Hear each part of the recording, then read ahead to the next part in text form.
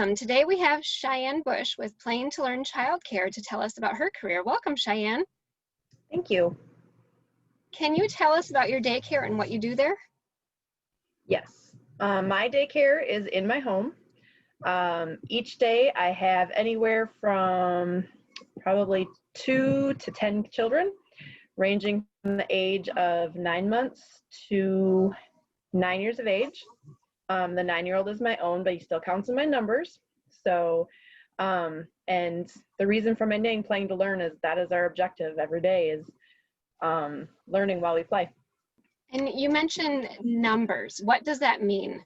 So because I'm an individually licensed, and typically I'm here by myself, so licensing allows me up to a maximum of 10 children if I have 2 infants.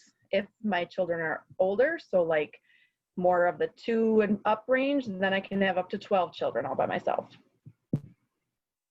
So it's a ratio of adults versus kids then? Correct. So if I wanted to hire someone or bring in another person, then I could have up to 14 in my house. But 14 is the max number for an in-home child care facility. That's a lot. Yes. But that would be how it differs from a center is, you know, the center in one room can have, I think, up to 15. And then the whole building is full of children. So there might be lots of children running around the whole building. So. And how long have you been doing this, Shianne? I am starting my 13th or 12th year of in-home childcare. I've been with children 23, 24 years, but I've just been running my own in-home childcare for about 11, 12 years now.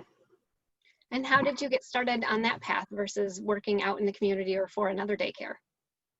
I started out in the community. I was a behavioral therapist with children on the autism spectrum. I had my 3rd child, and while I was home on maternity leave, I really liked being home.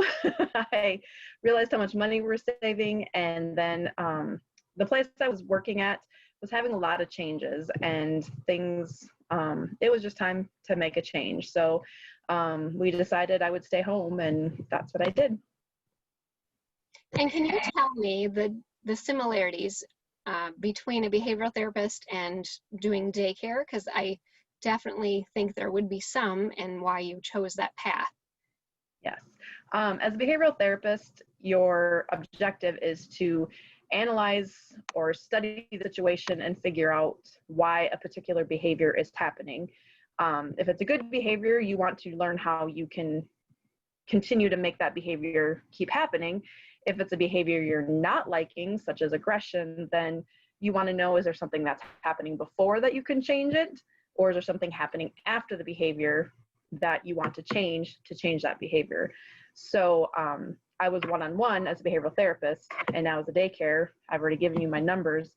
So I'm like, today there's 2-year-olds that want the same toy. So you problem solve, and if it continues to be a problem, that toy will disappear. Or you just work on the sharing thing and the communication, because 2-year-olds don't have great communication. So just really focusing on how you can teach that language to overcome that barrier. So you didn't actually go to school for to be a daycare operator per se? I did not. I actually went to college to be an occupational therapist for elderly people. But then while I was in college, I fell into this behavioral therapy job and fell in love with the kids and the families and the ability to make a difference. So this is where my path went. And with that question, would you say it is wise that some go to college to get an early childhood degree or some sort to operate their own daycare? It kind of depends on where you've come from, your whole background. So I come from a family of 7 children. I'm 5th in line, so I had lots of exposure to small children. My younger siblings I helped take care of, my nieces and nephews I helped take care of. I've always been around children. So, I mean, college is helpful, but definitely not necessary. My degree has done me absolutely no good for what I do right now. If you really want to get into the child development of it, there are college courses and a degree that you can seek for that, but it is not necessary. Licensing requires that you take some child development. I think when you start, you maybe have to take a 4 or 6 hour course on child development to be licensed. And then every year you have to take a behavior guidance class of 2 hours and a child development class of 2 hours. And you just vary what it is. Sometimes I do take a class focused on special needs. Sometimes I take it on, this last one I took on toddlers because I have toddlers right now and a refresher is good. So no, a college degree is not necessary. Okay. You've mentioned some skills that have helped you on the job, such as problem solving and thinking creatively. What other skills would you say are necessary to be in a daycare job and supervising children? Creativity is huge. Thinking on your feet, because children are always thinking and you're outnumbered. So you kind of have to be constantly observing and seeing, oh, Joey's going towards the hallway, which means he's probably gonna end up in the bathroom with the water running, but Sammy is on the couch ready to jump. So you have to, quickly decide, probably the jumping is gonna end up in a faster injury than the bathroom. So you take care of Sammy and then you run down the hallway to grab Joey. So yeah, I mean, it's busy. You, or you plan ahead and you put up gates so that, whoever loves to play in the bathroom just can't get to the bathroom. But then you have someone that's potty training and it's not an option to lock off the bathroom because there's going to be emergency runs to the bathroom. So it's just a constant being aware of your situation, being aware of the kiddos you have, how you can best keep them all safe and busy in a productive, positive way. And you mentioned working a lot with the kids, but you're also having to work with the parents as well, aren't you? Absolutely. Because without the parents, you wouldn't have the kids. So you definitely have to work on having a positive professional, but yet personal relationship with the parents, because professional being that they need to view you as a professional. A lot of times people will say, oh, you're just a babysitter. And it's like, well, no, because a babysitter just shows up at your house and then leaves. Whereas I have training, I have licensing, I have special insurance for being a childcare provider. So you really want them to understand and that you have hours. You're not on their schedule. You have structured hours that you expect them to stay within. So that's the professional piece. But then personal in that you want them to know that you care about them and that you especially care about their child, because nobody wants their child to be with someone that doesn't like them. So keeping that personal piece of it too is important. Yeah, I bet it's important to keep your name good as well and continue to build children, I was going to say students, children coming into your facility also. Yes, and word of mouth is huge because, you get a bad reputation and your business is gone. And if you get a good reputation, you never advertise again. So. That's great. Could you, I know it's going to change, but could you describe maybe an average day so a student viewing this would know what they're getting themselves into? So right now I have more younger ones than older ones. So the day starts with breakfast.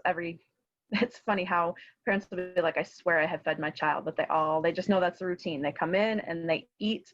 However, if the baby is extra fussy, they might have to wait, until you get the baby calm enough to start breakfast. So, you're flexible there too. You might have an elaborate breakfast planned and then you're like, nope, it's a cereal and apples day. So breakfast, and then I'm a huge outside advocate. Like, I just think children belong outside as much as possible. So as soon as we can, just meaning that breakfast is done, we're tidied up, all the diapers are changed, everybody's gone to the bathroom. Then we get outside and we play as much as we possibly can. If it's a rainy day, then we're inside, or if it's an extra cold day, we're inside, and we have a variety of toys. Kind of have different centers isn't really the right word because it's not that structured. I'm an in-home daycare, and I stress that to parents that this is my home, and I want the kids to feel like they're in a home, not in a school setting, because it is different. But we do have different varieties of toys. There's different areas of my house that's, if Joey doesn't want to be social, he can go, sit off by himself and look at books or do puzzles or play with a different set of toys. But there's pretend play and there's building and so a lot of times we do end up all together, whether you're 9 months old or you're 4 years old, just because everybody wants to be together. And really, all the kids do view each other as family. So, and that's been my goal, is to keep it very family. What would you say a benefit of owning your own business and doing an in-home daycare is? Being home with my kids, being in special ed for as long as I was. My husband actually laughed at me when we had our third child because I was like, oh my goodness, you'll never believe what he learned today. And my husband's like, that's what kids do. And I'm like, oh, but you don't understand. It took me like 6 months to teach another kid that. And he's like, yeah. So it was just a real eye opener for me, like how amazing kids are. Like I tell parents all the time, you do not to give your child enough credit. They, at 9 months of age, they know how to manipulate the situation and get what they want.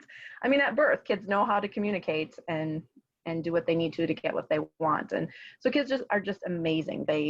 They're so smart and they're so ingenuitive and just amazing. Every day is different. Every day is an adventure.